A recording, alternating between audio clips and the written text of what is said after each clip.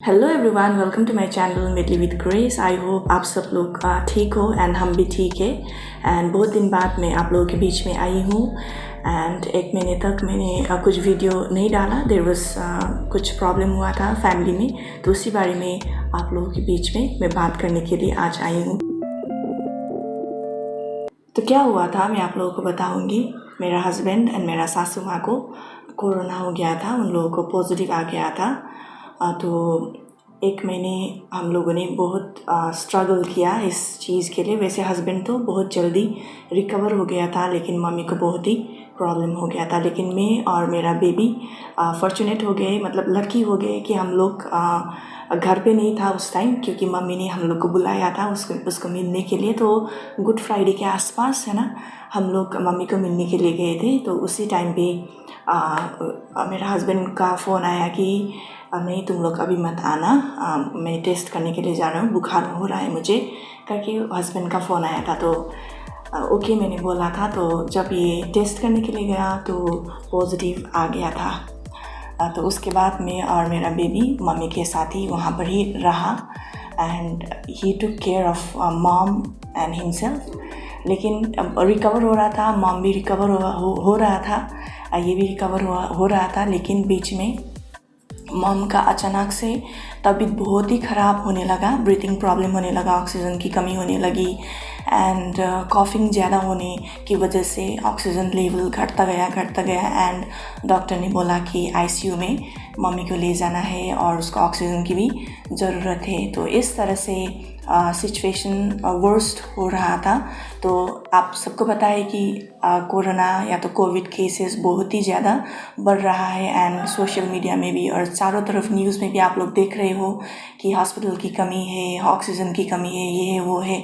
तो हमें नहीं लगा था कि मतलब हॉस्पिटल भी मिलेगा या नहीं मिलेगा, ऐसा हो रहा था। तो लेकिन थैंकफुली हमें हॉस्पिटल भी मिला और अच्छे से आईसीयू प्राइवेट हॉस्पिटल भी मिला और आईसीयू बेड भी मिला मम्मी को एंड फिर मम्मी हॉस्पिटल में एडमिट हो गया। तो बहुत ही क्रिटिकल था सिचुएशन और मैं मेरे बेबी के साथ था और मेरे दिमाग में बहुत चीज़ चल रहा था कि मतलब मैं कैसे हेल्प करूँ, क्योंकि दोनों ही पॉजिटिव आ गया था। तो मैं यहाँ पर भी नहीं आ सकती थी क्योंकि बेबी भी था और बेबी का भी ख्याल रखना था। अगर मैं यहाँ पर आया तो फिर मैं भी पॉजिटिव हो गया तो फिर बेबी का कौन ख्याल रखेगा, ये सारी चीज़। और इवन फिर ये खुद भी बीमार था, फिर मम्मी को भी देख रहा था। तो फिर मुझे ये लग रहा था कि ओके मम्मी को तो हॉस्पिटल लेके गया, लेकिन ये फिर ज़्यादा इसका तबीयत ख़राब ना हो, अगर ये सीरियस हो गया तो हम क्या करेंगे, ये सारी चीज़, ये सारे ख्याल मेरे दिमाग में आ रहा था। तो मतलब नींद भी नहीं आ रहा था। तो बहुत ही टफ़ टाइम था, वो बहुत ही टफ़ टाइम था। तो एक ही मैंने चीज़ किया उस टाइम पे, वो था प्रेयर। सिर्फ मैं प्रे किया और उसके बदौलत और आई थिंक गॉड ने हमारा प्रार्थना को, प्रेयर को सुना और उसको भी, हस्बैंड भी जल्दी से जल्दी रिकवर हुआ। लेकिन मम्मी को बहुत ही टाइम लगा, मम्मी भी हॉस्पिटल में रहा एंड अभी वो हॉस्पिटल से डिस्चार्ज हो चुकी है एंड घर में है। We are taking care of her और अभी बहुत ही वो रिकवर हो रहा है। और आज उसका 7 days आइसोलेशन भी कंप्लीट हो गया ना, कंप्लीट हो गया। तो एवरीथिंग इज़ फाइन नाउ। सब कुछ सही चल रहा था, लेकिन अचानक मम्मी खांसी, जैसे उन्होंने कहा कि खांसी बढ़ती गई। तो जब उनका ऑक्सीजन लेवल गिरने लगा तो हमको बताया गया कि उनको आईसीयू में ज़रूरी है। तो आईसीयू के लिए बहुत ही मुश्किल था मिलने के लिए, बेड्स अवेलेबल ही नहीं थे। हम बहुत सारे हॉस्पिटल्स गए थे, मैं और मेरे रिलेटिव्स। उनको मैं धन्यवाद देता जो उन्होंने इतना सपोर्ट किया। उसके बाद जब हार के मैं वापस आया, क्योंकि मम्मी को हॉस्पिटल नसीब नहीं हो रहा था, तो एक रात मम्मी को ऑक्सीजन सपोर्ट में घर के ही अंदर हमने रखा। फिर उसके बाद अगले ही दिन थैंकफुली मेरे ऑफिस के लोगों ने मेरे को कांटेक्ट किया और मेरे बॉस ने मुझे बताया कि विवेक एक जगह पे बेड अवेलेबल है। मैंने आओ ना देखा ना ताव देखा। फिर उसके बाद मैं हॉस्पिटल लेके गया और थैंकफुली मम्मी को, जैसे ही मम्मी आईसीयू बेड पे गई तो मुझे भी रिलीफ हुआ, क्योंकि मैं भी अपने आप को रिकवर करा पाऊँ ये सोच के। तो ग्रेजुअली मम्मी और मेरा रिकवर जो होना था वो हॉस्पिटल में हुआ। मम्मी का काफ़ी 50% लंग्स डैमेज हो चुका था और मैं थैंकफुली मैं रिकवर कर गया। और मम्मी को 12 दिन आईसीयू में रखने के बाद हॉस्पिटल वाले ने बोला कि now she is on her road to recovery, she is not fully fit but that's not the criteria, because I understand और वी ऑल्सो अंडरस्टैंड दैट बहुत सारे क्रिटिकल पेशेंट्स हैं जो हॉस्पिटल के बाहर है जिनको बेड चाहिए। तो उन्होंने कहा कि आप घर जाके इनकी देखभाल कीजिएगा। सो हमने दैट्स व्हाट वी डिड और 1 हफ्ता हो चुका है मम्मी को घर आए हुए। She is recover really well. अभी भी बहुत चीज़ें हैं जो ठीक होनी बाकी है, बट आई पर्सनली मैं फिट हूँ, मेरी वाइफ भी फिट है और हमारा बच्चा भी एकदम हेल्दी एंड फिट है। तो thank you so much for all your support and prayer and wishes.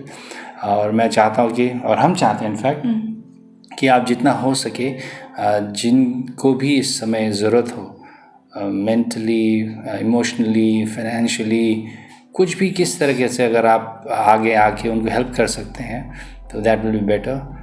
आपका क्या कहना है इस पे? और मतलब मजाक ना उड़ाए कोरोना के बारे में। मतलब देख रहे हैं ना सोशल मीडिया वगैरह में लोग कोई क्या बोल रहा है, कोई क्या बोल रहा है, कोई मजाक उड़ा रहा है, लेकिन सच में फैमिलीज़ बहुत ही टफ टाइम से जा रहा है एंड उन लोग को बहुत चीज़ झेलना पड़ रहा है। एंड आप लोग प्लीज़ उन लोगों का मजाक मत उड़ाना। मतलब कोविड नहीं है, कोई ये भी बोल रहा है फेक है ये वो लेकिन यस डेफिनेटली कोविड है। और प्लीज़ आप लोग सिक्योरली अपने घर में रहना। अगर कुछ काम पड़े, कुछ ज़रूरत हो तब भी आप लोग बाहर जाना। किसी और का मत सुनना, डॉक्टर का ही सुनना। ज़्यादातर क्या होता है कि आजकल फॉरवर्डेड मैसेजेस आप व्हाट्सएप पे या फिर कैसे फेसबुक पे आप देखते हो, उसको आप फॉरवर्ड कर देते हो।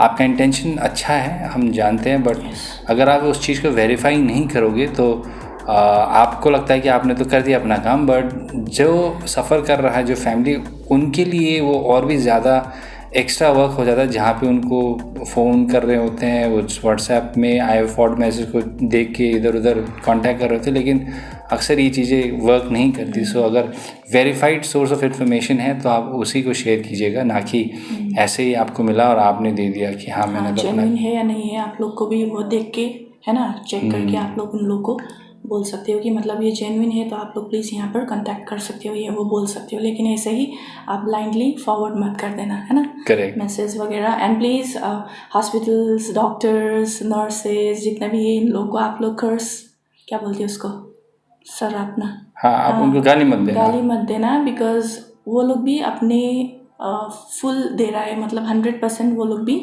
दे रहा है। लेकिन मतलब वहाँ पर ऐसा ही है, मतलब 100 से ज़्यादा, 1000 से ज़्यादा आज बीमार हो रहा है, तो कि मतलब सबको मैनेज करना एक ही साथ। तो इसीलिए थोड़ा सा आप लोग भी ये ध्यान में रखना कि मतलब किसी को सराहना नहीं, लेकिन हमें सबको अच्छे से और सबके लिए अच्छा ही सोचना चाहिए। And we must be thankful कि हमें एक अच्छा लाइफ मिला है एंड हर एक चीज़ के लिए हमें थैंकफुल होना है। और आप लोग अपना माइंड को भी डाइवर्ट कर सकते हो, ज़्यादा न्यूज़ मत देखना, इन्फॉर्मेशन कलेक्ट करना दैट इज़ वेरी गुड, लेकिन इन्फॉर्मेशन कलेक्ट करके सराहना या तो कर्स या तो किसी को कुछ बोलना, गलत बोल देना, ये सही नहीं है।